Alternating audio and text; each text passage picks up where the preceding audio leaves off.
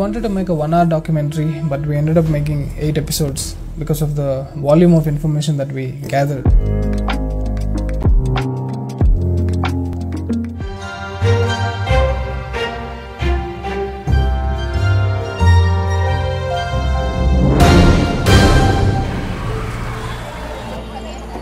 Paytm has been a home to many yogis and siddhas for thousands of years. Starting from, I don't know if 𝘀𝗂𝗽𝗍 has been there, but 𝘀𝗂𝗽𝗍 is well associated with Paytm, the siddha called 𝘀𝗂𝗽𝗍, who created the Navabhashana deity. Navabhashana meaning a deity made out of 9 metals. Even today it seems they can't figure out the combination, how he put all these metals together using herbal means and alchemy and all that. But that's why it's famous, because of its medicinal properties that they claim it has. Doesn't this like kind of sound more very mythological, this whole thing about mixing metals and all? Does it, I mean, does it really exist? It literally sounds like the science of transmuting base metals of like iron into gold and silver. Is that what you were actually trying to talk about?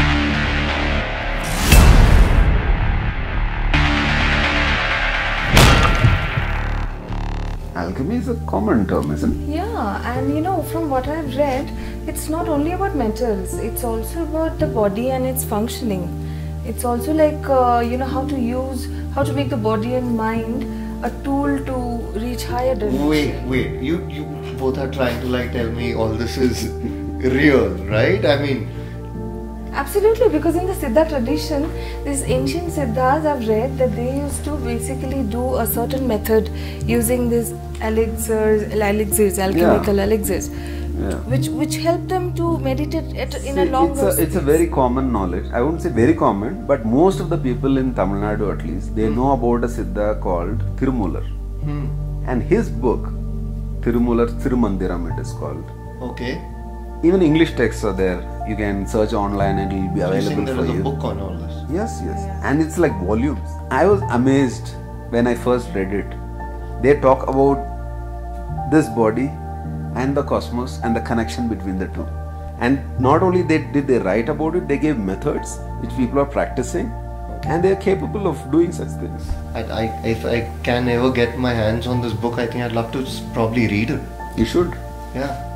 And this is something that this generation of people are ignorant about, this whole aspect, that such a dimension existed, such people walked this earth, and just 100 years ago. So you are trying to actually say that the way we have modern science, there was actually a science that existed 100 years ago or probably 200 years ago, and that's kind of got lost, and that is actually been documented in the form of properly documented into a book. It's a science only in a way. Yes, I would say these were the scientists who existed for thousands of years, even before modern scientists came into existence, because of their methods of working. So there is this whole aspect of alchemy. We understand alchemy as transmutation of metal from one form to another. But there is an inner alchemy that was experimented with, and with great success it was demonstrated as well in the Siddha tradition. For example, 𝘀𝗂𝗽𝗍,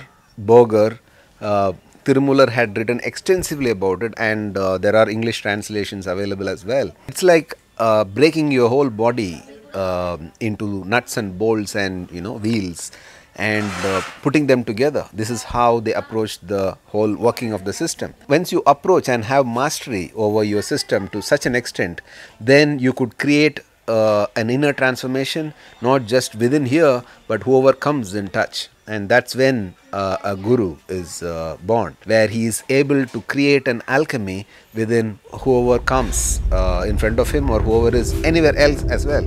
Space and time do not matter. The whole Siddha tradition is full of such instances where the gurus have communicated to disciples long distance, even without having met them, even known them. To such levels, this system can be hyped up just by raising the energies of through yogic sadhana. And Sadhguru Shribrahma is an excellent example. It's a perfect example of such a phenomenon.